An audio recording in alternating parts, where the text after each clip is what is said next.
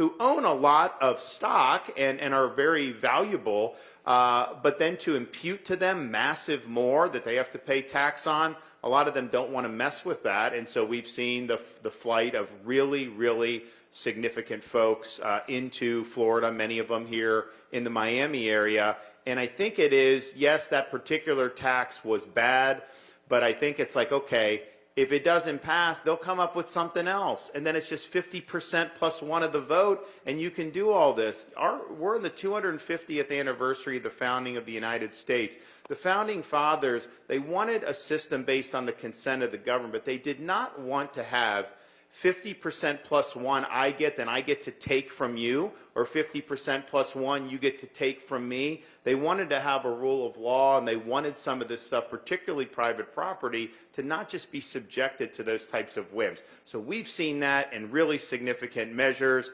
We've also been able to do a lot of reforms that I think have been very beneficial for us. Tort reform has been big. We've restructured the courts with more, I think, conservative-leaning justices on our Supreme Court, and on it goes. And so we're just proud to be here. We're proud of what's going on throughout our entire region of the country. And I know that there's been a lot of very healthy competition between states like Florida, Tennessee, Texas, Georgia, some of these, and I think that's really, really good. And when I'm pushing hard on stuff, I know people tell Greg, hey, you got to be doing. When Greg's doing stuff, people say, hey, look what Texas just did. And I think that that's been really, really good, not just for the people of our individual states, but for the region as a whole. And I think we've shown a great framework for how you can succeed and really grow your economies and give people more opportunities. So thanks, everyone, for being here.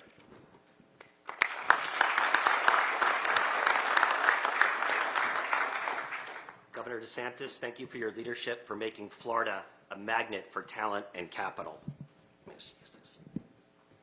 Governor Abbott, thank you for your support in helping establish the Texas Stock Exchange, where Citadel Securities was an early investor. Across Florida, Texas, and other high-growth states, government officials have created environments where businesses can operate, invest, and importantly, grow with confidence. This type of public and private partnership should be the model for the rest of our country. Citadel's Securities has experienced the benefits of this approach firsthand. At the beginning of the COVID pandemic, we came to Florida to stand up a secure bubble for our market-making operations. As a firm that accounts for close to 25% of daily U.S. equity trading volumes, it was critical for us to have our key people in a single and safe physical location.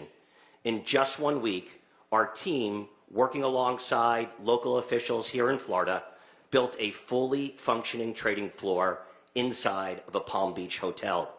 We built a system capable of supporting the entire trading volume of the U.S. equity market in case other firms weren't nearly as prepared as we planned to be. In many, if not most other jurisdictions, we would have waited for months, if not years, for legal permits. After returning to Chicago, our people quickly realized how much they missed what the state of Florida had offered us. They'd experienced a quality of life here and a public-private partnership that Chicago simply couldn't match. Even before we decided to relocate, Mayor Suarez had made a very compelling case for us to relocate to Miami. By the end of that first meeting with Mayor Suarez, he was already searching on his mobile phone for potential new sites for a Citadel headquarter building here in Miami. Based on our own experience, it's no surprise Florida continues to lead the nation in net business relocations. It's also why trillions in capital have flowed to the boom belt from states like New York and California. Florida offers exceptional talent, regulatory clarity, and a wonderful quality of life. These clear advantages tend to compound over time. Before I conclude, I'd also like to thank Chairman Atkins and the administration for fostering continued growth and innovation in U.S. financial markets. We are fortunate to have a U.S. capital market system that is literally the envy of the rest of the world. Efforts to return our markets to first principles, funding growth, generating returns for investors, and reinforcing U.S. leadership and entrepreneurship is critically important. Jim, thank you for your convening power and getting us together today, and for your leadership building the Texas Stock Exchange, which will soon become an important part of the overall global market structure. Over to you. Yeah, thank you, Jim. Thank you, Jim. Thank you, Jim, and thank Citadel for the partnership. And Governor DeSantis, it's wonderful to be here in the free state of Florida. I know you have a lot going on in Tallahassee with one, maybe two, maybe three special sessions looming. So we appreciate you being here to host us. It's also a privilege to address the many CEOs that are gathered here today. The Boom Belt is not a talking point, it is a verdict.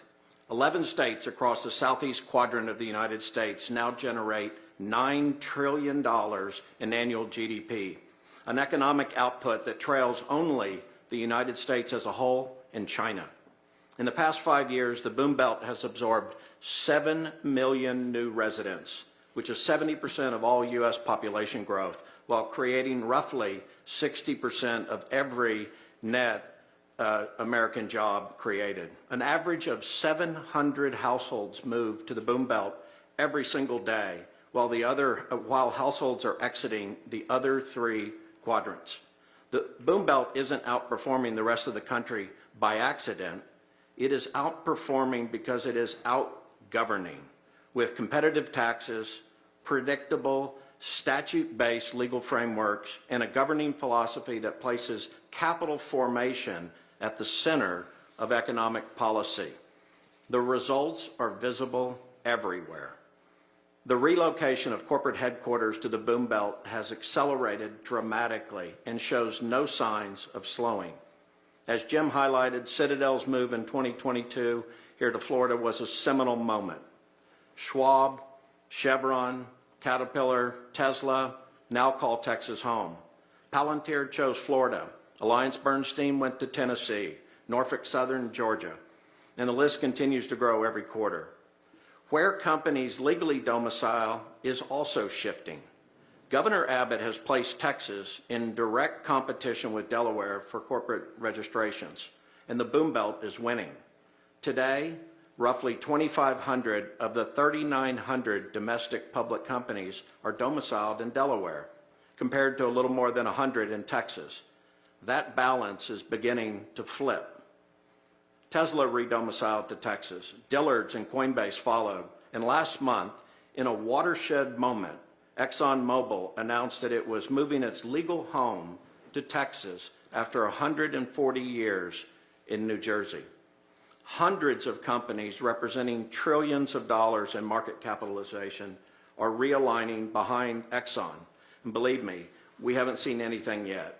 These decisions, where you headquarter, where you legally domicile, and where you list your company, are distinct but reinforcing. The Boom Belt has built competitive advantages across each, reflecting the broader realignment already underway in the U.S. economy. For a Fortune 100 company, the combined savings from simply realigning your legal home and your primary listing can reach tens of millions of dollars annually. Texas understands this. Last year, the state ratified a constitutional amendment prohibiting transaction taxes on national exchanges headquartered in that state. The very same week, bills advanced in Albany to reinstate New York's stock transfer tax on exchanges, a $75 billion annual grab from retirees and investors. Now the New York Lieutenant Governor endorses the tax. They may actually do it. Texas has also overhauled its corporate and business codes, making it cheaper, simpler, and more predictable for companies to incorporate, operate, and to scale. And it passed landmark legislation increasing accountability for the foreign-owned proxy advisors. Here in Florida, Governor DeSantis has taken decisive action as well, highlighted by landmark tort reform to curb lawsuit abuse and to drive down litigation cost. The contrast between jurisdictions that embrace capital formation and those that punish it could not be clearer. Why does it matter? 30 years ago, the United States had 8,100 public companies. Today, as Chairman Atkins knows, there are only 3,900. While America lost half of its public companies, the number grew by 50% globally. And sadly, the United States has not yet found the bottom in our public markets. Our current IPO replacement rate is insufficient to offset the companies that are exiting or those that should be exited.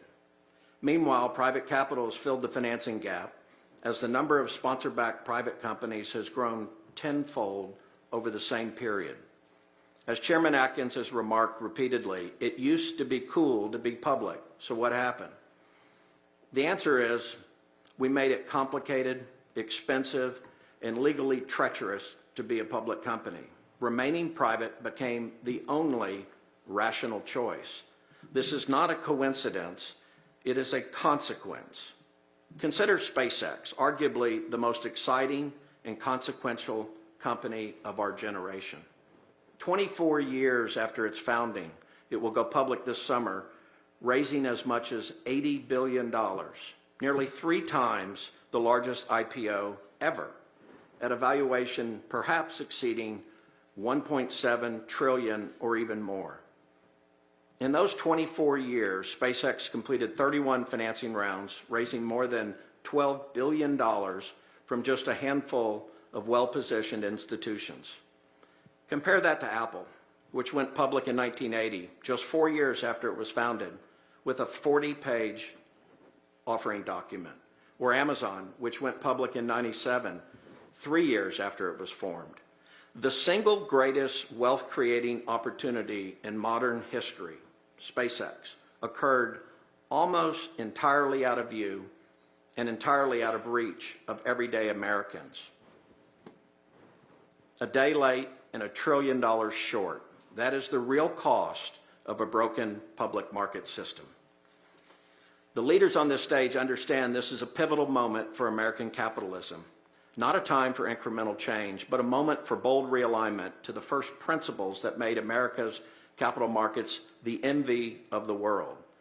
Bill Gates did not improve the typewriter. Steve Jobs did not build a better Walkman. They looked around the corner and they defined what came next. The single organizing purpose of the Texas Stock Exchange is to set the conditions that make companies want to be public. Rather than being motivated by fee-driven interest or ideology, the TXI is designed to align with and advocate for issuers and to make public markets work for everyone. What do I mean by that? First, we don't impose rules on listed companies only to turn around and sell them compliance services. Second, our pricing and contractual relationships are entirely transparent. Third, the listing requirements are the same for every issuer. No waivers, no exceptions. Fourth, listed companies are our customers. They're not a source of data to be repackaged and sold. And fifth, we'll be a relentless advocate for issuers with policymakers. America's economic center of gravity has shifted to the boom belt, and now there's an exchange to match it. The potential impact is enormous. The boom belt alone is home to over 6,500 PE-backed companies, the most of any quadrant in the country. And we have one of the deepest IPO pipelines in the world. The next generation of great American companies is being built right here. We are unapologetically changing the calculus so that going public is a path that companies actively pursue, not one that they avoid. The two governors here have delivered growth, prosperity, predictability, and they've laid the foundation for a renaissance in our public markets. And the federal government has made revitalizing public markets a national priority as well. Chairman Atkins has made clear that restoring competition, reducing the regulatory burden on issuers, and making IPOs great again are front and center of his agenda, which is why I'm so pleased to introduce the chairman of the SEC, Mr. Paul Atkins. Oh. Thank you very much, Jim, and good morning, ladies and gentlemen, and Governors Abbott and DeSantis. I'm grateful to share the stage with you all. And to Messrs. Esposito and Lee, thank you very much for the perspectives that you've shared and for the example you've set. And spoiler alert, I'm about to echo what they've said. But anyway, so first principles have very clearly found fertile ground here in Florida. And at its core, I believe that the momentum taking place across the boom belt reflects a deeply American idea that competition among firms, among markets, and yes, among states is the animating force behind a system that has produced more prosperity than any other in human history. Competition, as I noted recently back in Texas here the last couple months, does not pause for tradition, nor does it defer to legacy jurisdictions. Over time, it compels systems and states to adapt or to yield. Through competition, good ideas spread, poor ones fade, and the system itself grows stronger. We need not look any further than the boom belt for a better example. The 11 states that span the Southeast are outpacing every other American quadrant across the measures that matter most, among them gross domestic product, population growth, job creation, foreign investment, and private market activity. When capital, companies, and people all move in the same direction with that kind of consistency and at that kind of scale, it behooves us to ask why. I believe that the answer more often than not is that the region's steady adherence to first principles, including those that rigorously protect investors without needlessly paralyzing companies.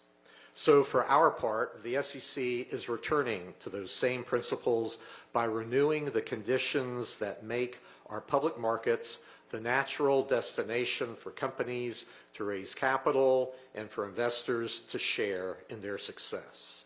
For context, decades of accretive rulemakings and regulatory adventurism have made the path to becoming a public company narrower and the experience of remaining one encumbered with rules that can introduce more friction than benefit. It's a little surprise then that shortly after I left the SEC back in the mid-1990s as chief of staff, there were more than 7,800 companies listed on U.S. exchanges.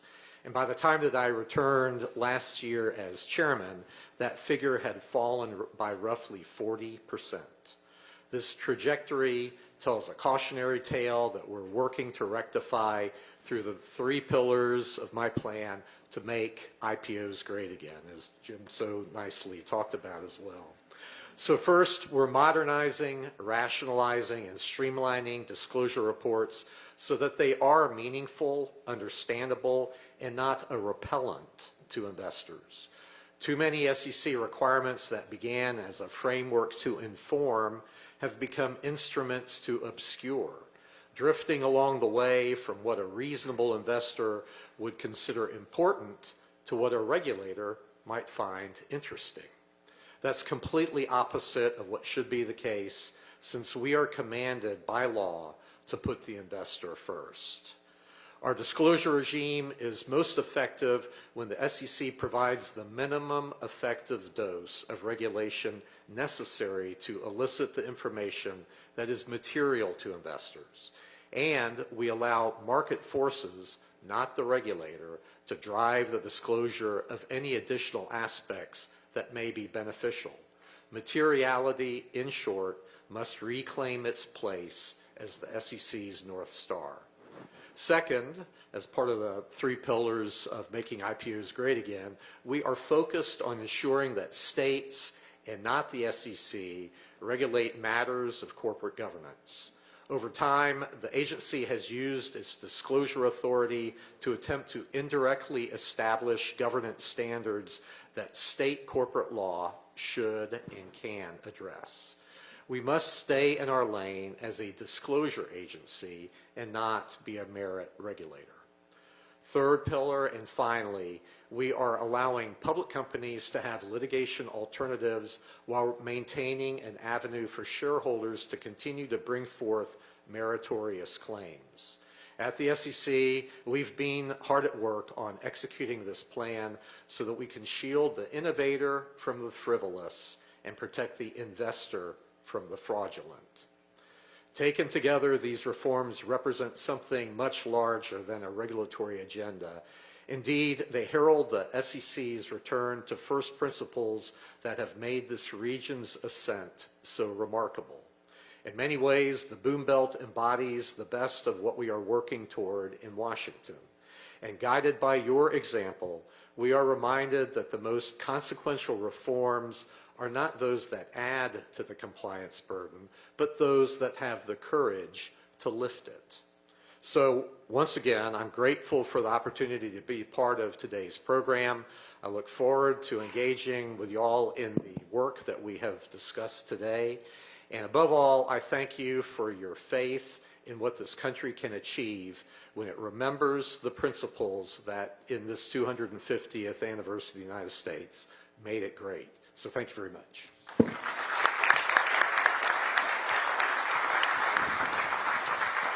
Well, thank you to Chair Atkins, and thank you to Governor DeSantis for hosting this. You know, Florida and Texas represent two of the anchors of the 11 states that comprise the Boom Belt. But it's not just us two states. It's all 11 that contribute mightily to the most robust economy of any region in the United States of America. To Jim Esposito, thank you for you and your firm's leadership. To Jim Lee, thank you for your creation and leadership of the next great stock exchange that's going to power the United States of America going forward. To Chair Atkins, it's great to reunite with him. He and I were law school classmates. He was the smart one, and great to. I've never seen anybody come into a position appointed by the president with such a steam of power and such a intense focus to ensure dramatic and swift and robust change, and was desperately needed in the securities market, and we're so grateful for everything that you're doing. Also, Jim should be grateful for what you did. You gave him a new slogan. The new slogan, Jim, is now MEGA, and that is Make IPOs Great Again. You can create a new slogan out of that. But listen, let me make one point that I'll tie some other points to, and that is if you go back in time, Wayne Gretzky was the greatest scorer in the history of the National Hockey League. And he credited his success in scoring so much by a lesson taught to him by his father, and that is to skate not to where the puck is, but to skate to where the puck is going. The same principle applies to business leaders. Visionary business leaders seek to where not the puck is right now, but to where it is going for the next year, for the next 10 years, for the next 20 years. And what visionary business leaders have found, and that is that puck is going to and already exists in the 11 states of the Boom Belt. While other regions where the puck has been in the past, they're now burdened by high taxes, by restrictive regulations, by policies that are actually hostile to businesses. The Boom Belt represents where the puck is going. And the smart money realized that more than a decade ago. Right now, the people who lead companies, the CEOs, annually, they rank states as the best states for doing business. Of the 5 best ranked states for doing business by CEOs, the top 5 are all in the Boom Belt. One example of that, why that's happening. These CEOs are doing more than making rankings. They're putting their money where the rankings are. These CEOs have invested more capital investment in Boom Belt states than any other region in the United States. Business relocations made by these CEOs rank number 1 in the Boom Belt more than any other quadrant in the United States. Also, the quadrant of the Boom Belt ranks number 1 in the United States for attracting the most talented workforce. If you look at the 2 most generations of the workforce that employers are looking for, is Gen Z and millennials. And those 2 categories of workers are relocating to the Boom Belt states more than any other region across the country. pertinent to what we're talking about today, which is the financial sector. The Boom Belt states also lead in the employment of employees in the financial sector. Just Texas alone, for example, Texas ranks #1 for more financial service employees than any other state, far more than New York. J.P. Morgan has more financial service employees in Texas than in New York. And when you couple Texas with the boom going on with financial employees in Florida, when you look at the legacy financial employment in North Carolina, which is part of the Boom Belt, same thing is going on in Georgia and Tennessee and elsewhere across the Boom Belt. You can see that the gravity and the centerpiece of that gravity for financial services now exist already in the Boom Belt. So it's where the puck is, but more importantly, where the puck is going in the financial markets. Another thing very important to visionary business leaders, they know that their future is going to be hinged extensively to access to power. The Boom Belt ranks #1 for power generation. We generate more electricity and have the lowest retail electricity prices of any other region in the United States. Well, the success of the Boom Belt states is actually very easily explained. It's the result of purposeful policy choices, the result of low taxes, the result of predictable laws and regulations. And the thing about Boom Belt states, and this cannot be overstated, is that we are never satisfied with the status quo. We're constantly searching for ways in which we can improve what the success we've already achieved. Texas is an example of this. Long known as a state with low taxes and reasonable regulations, we listen to businesses to be able to craft new laws that would actually make us even more attractive to businesses in the future. As one example, to ensure long-based stability and durability, we wanted to make sure that the laws that we passed would not just be in existence for the current leadership. We wanted to make sure that leaders in the future who would be elected to all these offices would have to abide by the laws that we passed. Hence, in Texas, even though we have never had a state income tax, we wanted to make sure that future generations would not be able to impose an income tax, so we made an income tax unconstitutional in the state of Texas. We made a wealth tax unconstitutional. We made a death tax unconstitutional. And as Jim Lee pointed out, we made a transactions tax unconstitutional, while at the very same time, New York already has a transactions tax. We also wanted to provide businesses the ability to access the legal decision-making process in a way that does not encumber the legacy court system with potentially long trials that could last months, maybe even a year, and not have to go to a judge that may not know anything about how a business is run. And so we created our own business courts to make sure that all these very important, very expensive, very complicated business decisions would have judges who understand not just how businesses operate, but how the business legal system operates. And we wanted to make sure that that we would not be ruled by the whim of the day.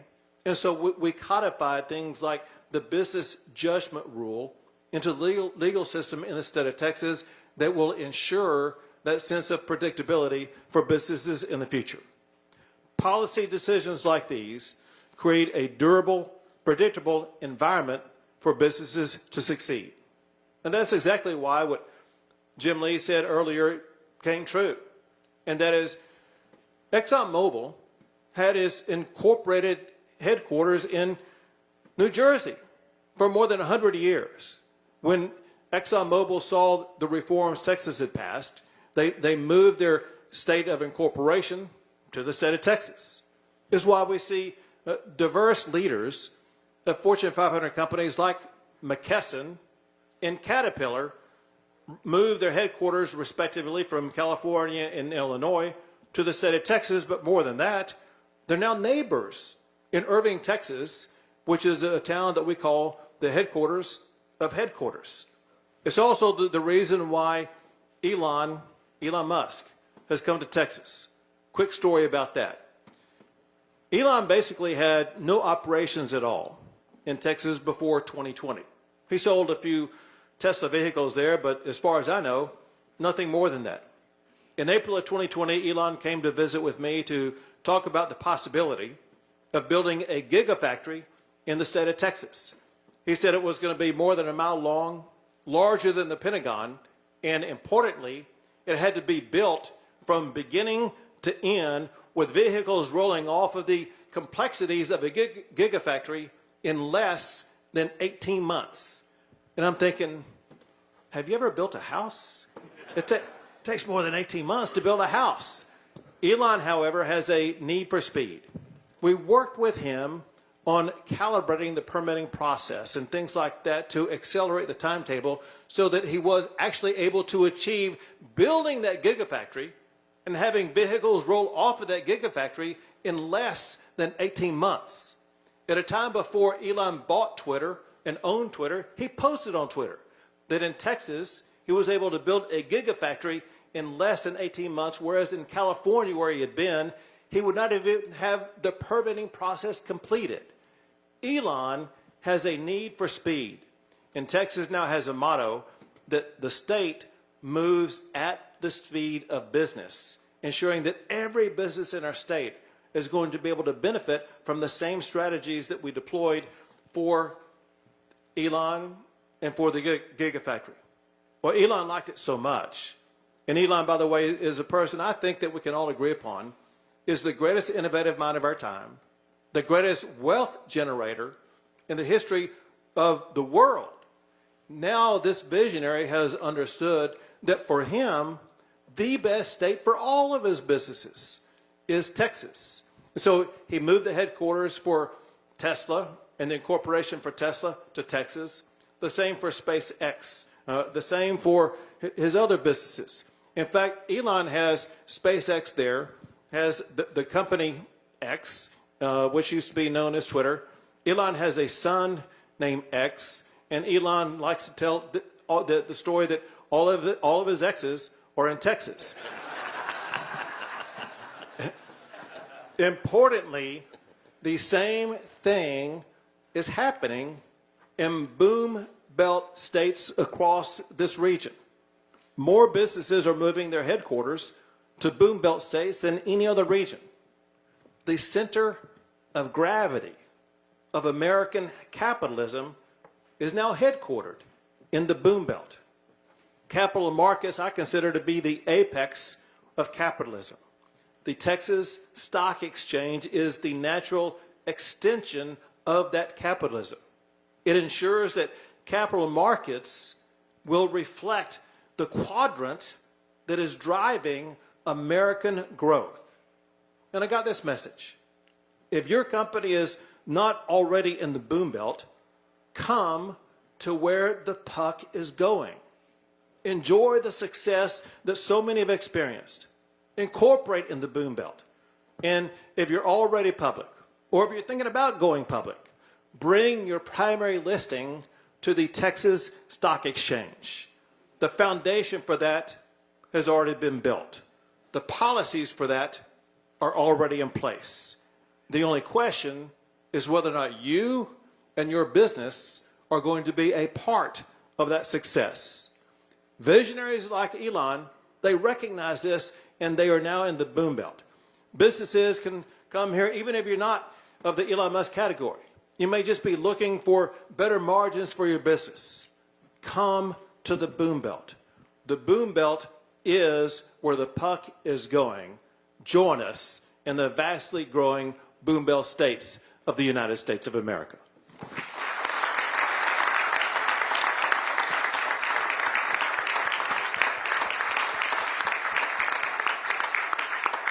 Well, I think you'd agree with me that it's just an extraordinary 5 speakers and comments, and so very, very interesting.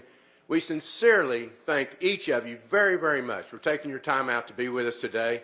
Please join us, if you will, in the lobby for a great reception. We'll have a good time together. We thank you. Good afternoon, and welcome to the Boom Belt.